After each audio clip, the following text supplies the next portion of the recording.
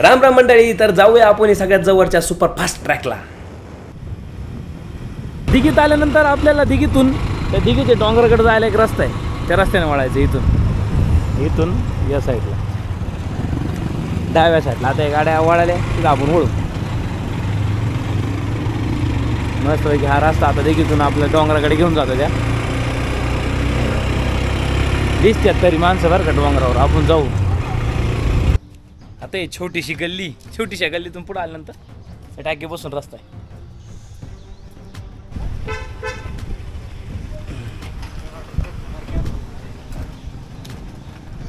आम्ही दुसरा शॉर्टकट पकडलाय. रस्ता नाही आहे पण जाऊ आपण. कसं तर तारीच्या खालून रस्ता बंद केला काही प्रॉब्लेममुळं.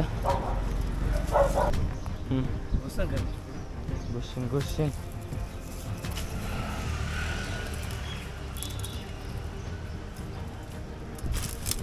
आम्ही आता घुसलेलो आहे चोरून लपून.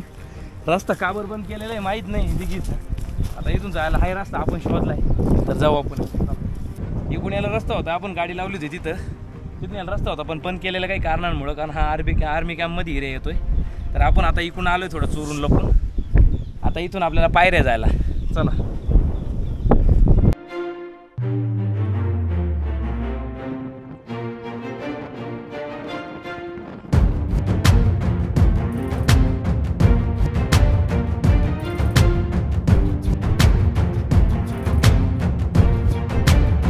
आम्ही 3 वाजता चढलो. आता गरम झाले जरा आम्हाला. हे बघा इथं आता पायऱ्या सुरू होत्या आपल्याला दुसऱ्या पेजला.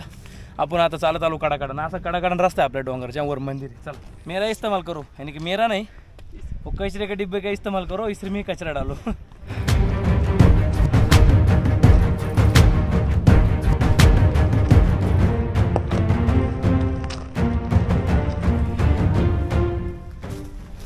पक्ष्यांसाठी इथं पाण्याची व्यवस्था केलेली आहे बघा तुम्ही. त्याच्यात पाणी पण ठेवलेलं आहे, तिथं दाना पण ठेवलेला तो. पण इकडून असा कातळकडा आहे आणि इकडून डायरेक्ट खोल दरी आहे. हां, आणि हे बघा म्हणजे पूर्ण आपण उंच आलो आहे सध्या. निम्म्या भागापर्यंत आलो आहे. अजून निम्मा भाग चढायचा राहिलेला आहे.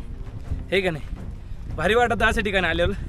पुणेकरांसाठी हा हिल स्टेशन आहे दिघीचं. पण याच्या मागं पण असा इतिहास आहे. दत्त महाराजांनी इथं माऊलीला दर्शन दिलं. म्हणजे आळंदीपासून हा गड फक्त 7 ते 8 किलोमीटर 7 ते 8 किलोमीटर असेल. पण इथं आल्यावर एक भाविकांसाठी पण एक नंबर आहे. अभी आर्मी वालों को बहुत डर लगने लगा है. अरे मी हिंदी कोण बोलते. माझे ते आपल्यासोबत MP वाले होते. आता कसं आहे इथे लोकल लोकांनी सांगितलं आपल्याला की इथं सध्या काही प्रॉब्लेम झालेला आहे म्हणजे मोठा. तर त्यानंतर आपल्याला ह्या डोंगरावर चढून देण्याची परवानगी नाही आहे. त्यांना प्रत्येकाला पास दिलेलं आहे. इथून आपल्यावर आर्मीवाले लोक नजर पण ठेवू शकते. हे सगळा त्यांचा एरिया आहे बघा तुम्ही इकडून दिसतोय तो. पण आपल्याला आता पटकत जाऊन यायची गरज आहे कारण आपण आलो आहे आता. तर जाऊन तर येऊ, जे होईल ते होईल. आता बघू. कारण कसं आहे चला आता पळतच चालू आहे, दम लागला आता. हा लँडस्केप कसा आहे म्हणजे लँडस्केप नाही पण हिरवी चादर कशी पसरलेली आहे. आणि हे खरं म्हणजे हे दिसतं एवढं भारी. पण याच्यात घुसलं का याचे हे सुळे आहे ना, हे डायरेक्ट घुसतात चड्डीत. म्हणजे पॅन्टीला लागतात. म्हणजे हे कुसाळं म्हणते त्याला आपल्या भाषेत, नाही का मराठी. मग याच्यात बाकीची भाषा आपल्याला नाही माहिती. झाडाला वेगळं पण नाव असू शकतं.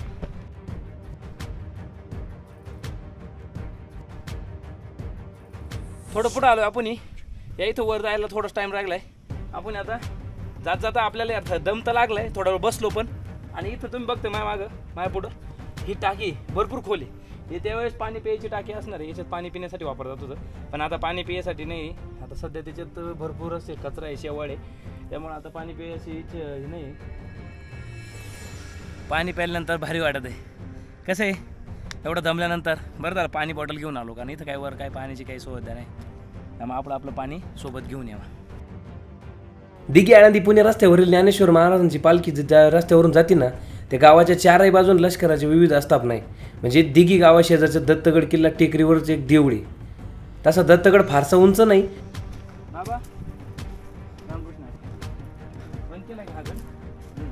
कशामुळे काय आता आपल्याला काय माहिती बाबा त्यांचं. आर्मीवाल्यांच्या हातात आहे. हा आर्मी एरिया आहे त्याच्यामुळे इथं त्यांना पण माहिती. हां त्याला पण माहीत नाही काय ते. चला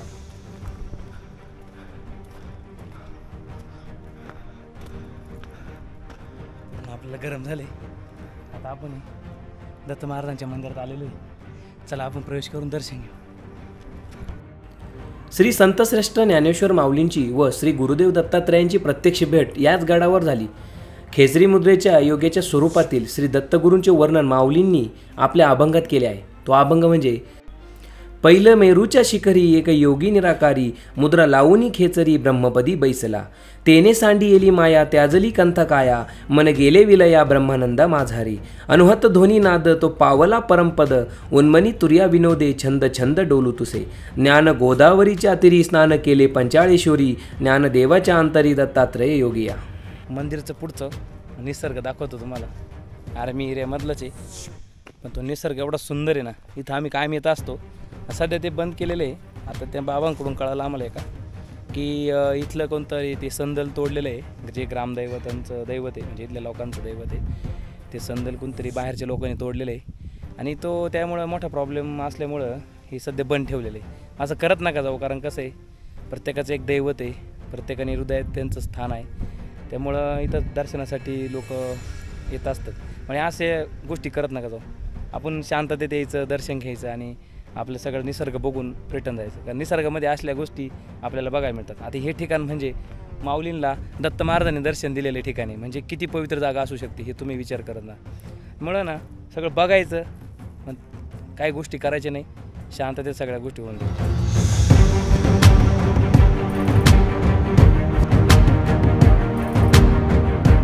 आर्मीची गाडी आहे. लवकरात लवकर पळा. आपल्याला जर बघितलं असं तर लय आणतील लावून आणतील ना. चला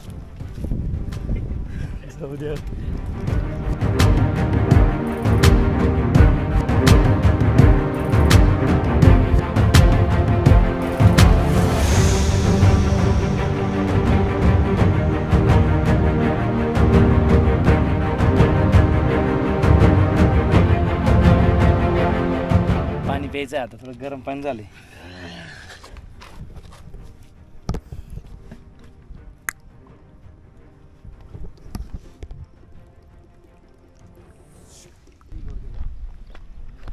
झाडाखाली बसलोय मस्तपैकी.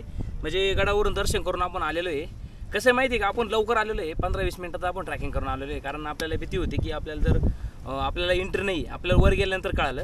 आधी जर आपल्याला कळलं असं आपण गेलो नसतो. कारण अशा ठिकाणी रिस्की आहे आणि पूर्ण रिस्क घेऊन हा व्हिडिओ बनवला आहे तुमच्यासाठी. आणि पूर्ण माऊलींना दत्त महाराजांनी दर्शन दिलेले असे एक पवित्र ठिकाण आहे. त्यामुळं चला हे ठिकाण आपलं बघून झालेलं आहे. असले नवीन नवीन व्हिडिओ बघायसाठी ना तुम्ही ना आपल्या चॅनलला ते लाल बटन असतं का ते सबस्क्राईबचं ते बटन दाबून टाका. म्हणजे असले नवीन नवीन व्हिडिओ तुमच्यापर्यंत येतील ना. चालतंय. धन्यवाद. रामकृष्ण हरी.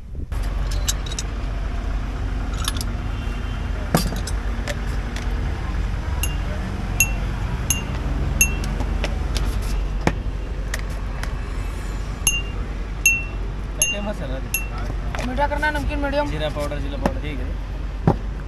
जीरा मीठा करो नमकीन मीडियम कैसा मीडियम कसं काय नमकीन मीठा नहीं मीठा मतलब मीडियम मीडियमच करो.